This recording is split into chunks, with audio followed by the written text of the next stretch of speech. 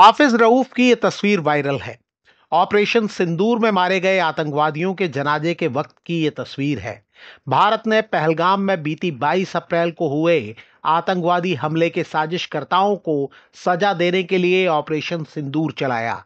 पाकिस्तान और पीओके में 9 ठिकानों पर कार्रवाई की। ये तस्वीर आपने देखी ही होगी। इससे जुड़ी जो कहानी है वो जानने के पहले बैरिस्टर असदुद्दीन ओवैसी क्या कह रहे हैं ये देख लीजिए। आप अंदाजा लगाइए कि भावलपुर और मुरीदकी में हमला हुआ तो जो शख्स अमेरिका में टेररिस्ट है, हाफिज अब्दुल रऊफ, ये एलईटी के सदर का बेटा, वो नमाज जनाजा पढ़ा रहा।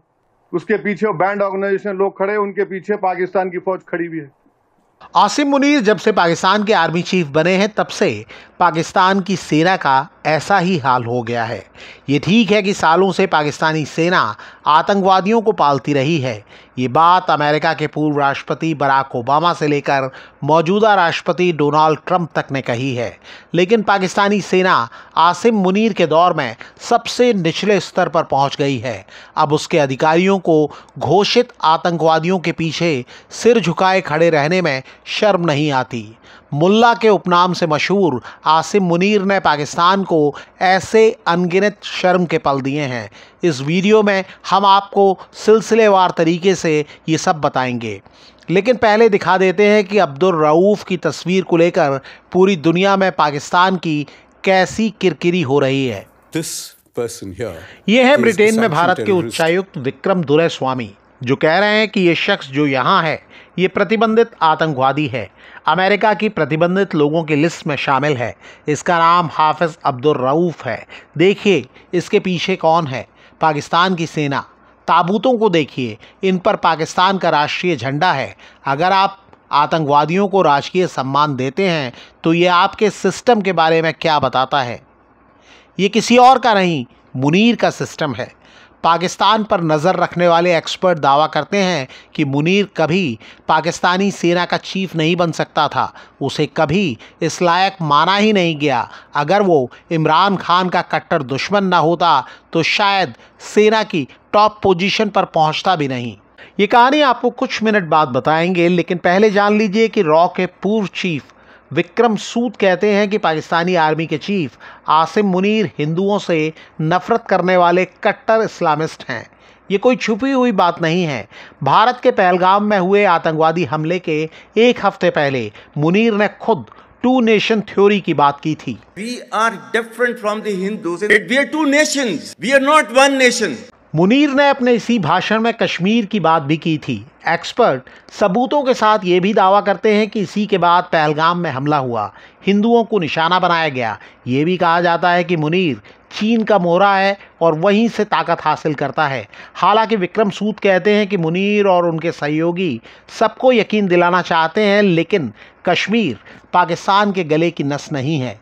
पाकिस्तान के गले की नस बलूचिस्तान और सिंध है।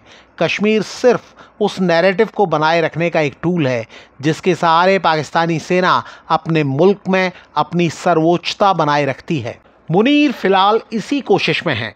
इमरान खान के खौफ के चलते मुनीर को आर्मी चीफ बनाने वाले शहबाज शरीफ उनके हाथ की कठपुतली हैं। पाकिस्तान के कई पूर्व सैन्य अधिकारी दावा कर रहे हैं कि मुनीर उनके देश को एक ऐसी जंग में धकेल रहा है जहां से उसका गड्ढे में जाना तय है। मीडिया रिपोर्टों में दावा किया जा रहा है कि मुनीर के नेतृत्व को लेकर पाकिस्तानी सेना के कोर कमांडरों में गहरा असंतोष है। वो खुले तौर पर उसके फैसलों पर सवाल खड़े कर रहे हैं।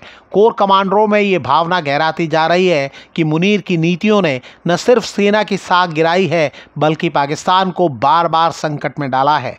मुनीर ने आर्मी चीफ बनने के बाद से अपने रिश्तेदारों को फ़ायदा पहुंचाना शुरू कर दिया।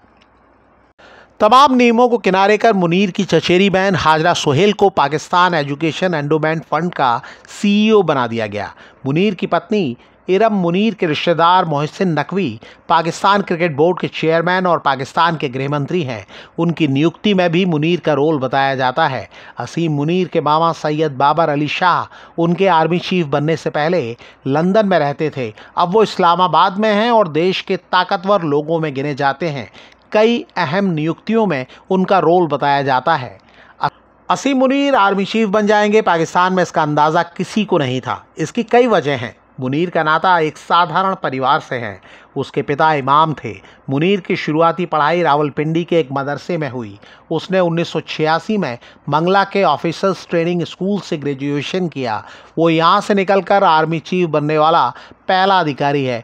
बाकी जनरल ज़्यादा सम्मानित मानी गई पाकिस्तान मिलिट्री एकेडमी से आते रहे हैं। मुनीर के पहले जनरल कमर जावेद बाजवा पाकिस्तानी सेना के प्रमुख थे। उनके उत्तराधिकारी के तौर पर मुनीर के नाम की चर्चा तक नहीं होती थी, क्योंकि बाजवा का कार्यकाल खत्म होने के 2 दिन पहले ही मुनीर का रिटायरमेंट होना था। लेकिन कहते हैं कि इमरान खान से दुश्मनी के चलते उसे आर्मी चीफ बना दिया गया। मुनीर जब ISI की कमान संभाल रहा था तब इमरान खान प्रधानमंत्री थे। मुनीर ने इमरान खान की पत्नी बुशरा बीबी के खिलाफ जांच शुरू कर दी थी। तब इमरान खान ने जनरल बाजवा से कहकर उसे हटवा दिया था। ये दावा किया जाता है कि मुनीर ये अपमान कभी नहीं भूला। सीनियर पत्रकार शेखर गुप्ता लिखते हैं कि शायद मुनीर ने इमरान खान को ठिकाने लगाने का वादा किया था। गुप्ता के मुताबिक मुनीर को आर्मी का प्रमुख बनाने की वजह से पाकिस्तान में 2 दिनों के लिए 2 सेवारत सेनाध्यक्ष रहे। वो याद दिलाते हैं कि जब भारत के पुलवामा में हमला हुआ था तब मुनीर ISI का चीफ था। मुनीर ने इमरान खान को जेल भेज दिया, उनकी पार्टी को चुनाव से बाहर करा दिया और एक ऐसी सरकार चुनवा दी जिसके सामने कोई विपक्ष नहीं है। गुप्ता लिखते हैं कि ये ऐसा तख्ता पलट था जिसकी गूंज सुनाई नहीं दी। उनके मुताबिक मुनीर ने रातों रात जबरन ऐसे संशोधन कराए जिससे तमाम संभावित चुनौतियां ध्वस्त हो जाएं। उनके मुताबिक ऐसे संशोधनों ने पूरे संविधान को ही लगभग बदल दिया है। इनमें से एक अहम बदलाव यह है कि सेनाध्यक्ष का कार्यकाल 3 से बढ़ाकर 5 साल का कर दिया गया है।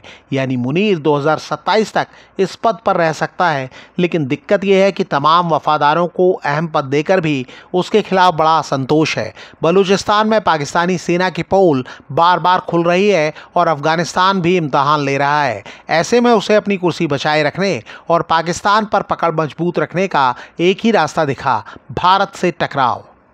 पाकिस्तान की सरकारी न्यूज़ एजेंसी APP के मुताबिक पाकिस्तानी आर्मी चीफ आसिम मुनीर ने भारत के खिलाफ ऑपरेशन का नाम बुनियान उल मरसूस रखा है। ये नाम कुरान की अरबी आयत से लिया गया है जिसका मतलब है दृढ़ता से जुड़ी हुई संरचना। क्या कि बुनियान मरसूसन तो इतने झूठे हैं कि कुरान को भी आयत को भी उसका पूरा मकसद हासिल नहीं करना चाहते।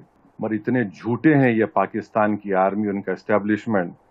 अगर आप उसी सूरे में देखेंगे तो उस सूरे की आयत नंबर 2 में अल्लाह फरमा रहा है कि तुम क्यों ऐसी बात कहते हो जो करते नहीं हो। रॉ के पूर्व चीफ सूद कहते हैं कि मुनीर और उनके सहयोगियों को डर है कि अगर भारत और पाकिस्तान के बीच शांति कायम हो जाती है तो असली सत्ता आर्मी के हाथ से निकल जाएगी। तब आवाम और उनके चुने हुए नुमाइंदों के हाथ असली सत्ता होगी। हालांकि मुनीर खुद अव्वल दर्जे का डरपोक बताया जाता है। भारत की कार्रवाई के बीच उसके गायब रहने की चर्चा जोरों पर रही। मीडिया में ये रिपोर्ट भी जगह बना रही है कि पाकिस्तानी सेना के अधिकारी खौफ में हैं और अपना पैसा दुबई और दूसरे देशों में भेज रहे हैं। पाकिस्तान में कई लोग सवाल करते हैं कि उनकी सेना के मुनीर जैसे अधिकारी तो अपनी जान, माल और परिवार को बचा लेंगे, लेकिन आम लोगों का क्या होगा। वो याद दिलाते हैं कि ये लोग नागरिक विमानों को ढाल की तरह इस्तेमाल कर रहे हैं। इनके लिए अपना स्वार्थ ही सबसे बड़ा है। पाकिस्तान के लोगों की जान की कीमत इनके लिए कोई मायने नहीं रखती। आप क्या कहते हैं? कमेंट करके बताइएगा।